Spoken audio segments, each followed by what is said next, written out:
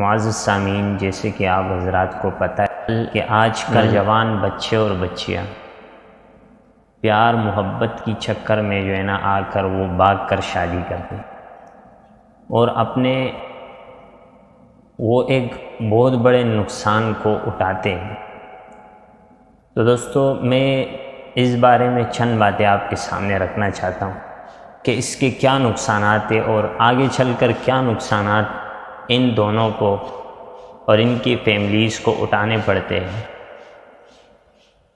تو سب سے پہلے تو آپ دیکھیں کہ یہ گناہ ہے کہ آپ اللہ کو ناراض کر جاتے ہو۔ اس میں وہ اس طرح کہ جس کو دیکھنا آپ کے لیے حرام ہو، جس سے بات کرنا آپ کے لیے حرام ہو، اور اسی سے آپ باتیں بھی کریں، اسی سے آپ ملے جلے، اور پھر معاملہ اس حد تک جا پہنچے اسی کو آپ بھگا کر لے جائیں۔ تو اس میں پھر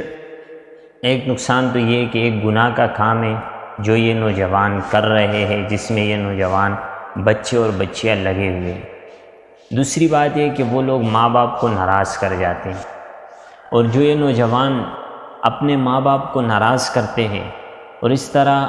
بھاگ کر شادی کرتے ہیں، تو ان میں پھر ان کو نقصانات ہی نقصانات اٹھانے پڑتے ہیں کہ نہ ان کے معاشرے میں کوئی عزت رہتی ہے، نہ معاشرہ اس قدر کی حرکتوں کو اور اس طرح کے واقعات کو قدر کی نگاہ سے دیکھتی ہے،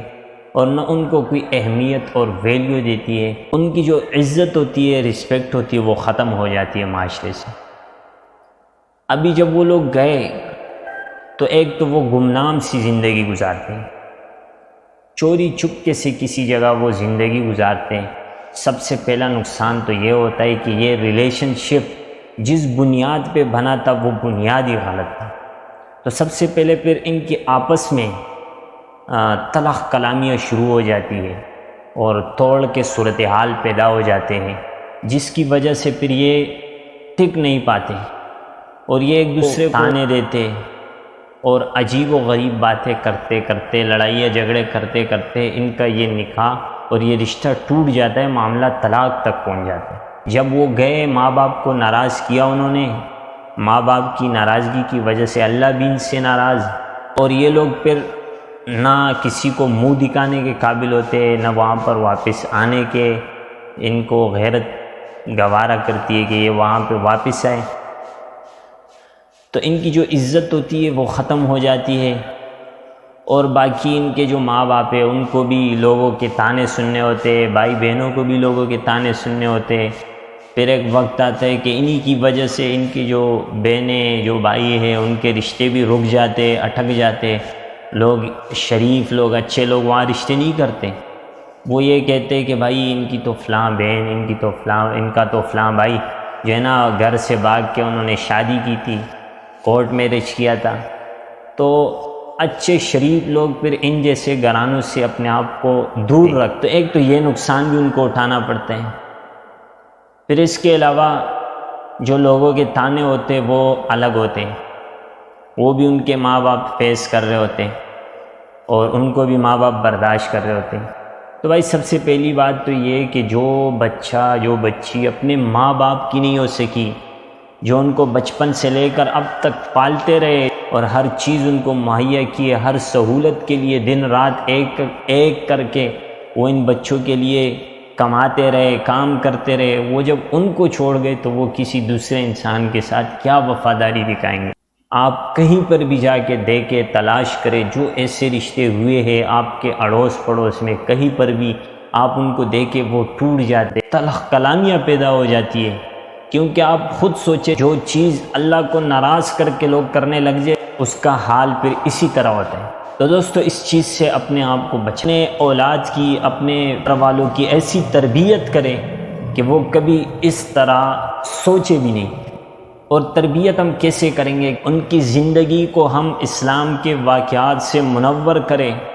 اور ان کو اخلاق، شرم و حیا اور دینی واقعات ان کو سنائیں۔ حیا بھی ایمان کا ایک شعبہ ہے، اگر کسی کے اندر حیا ہوتی ہے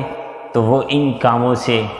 اپنے آپ کو بچاتا ہے، لیکن جب انسان کے اندر سے حیا ہی نکل جائے تو پھر وہ اس کو کچھ نظر نہیں آتا، جو اس کے دل میں آتا ہے وہ اس کو کر گزرتا ہے۔ تو سب سے مین چیز جو ہے نا حیا،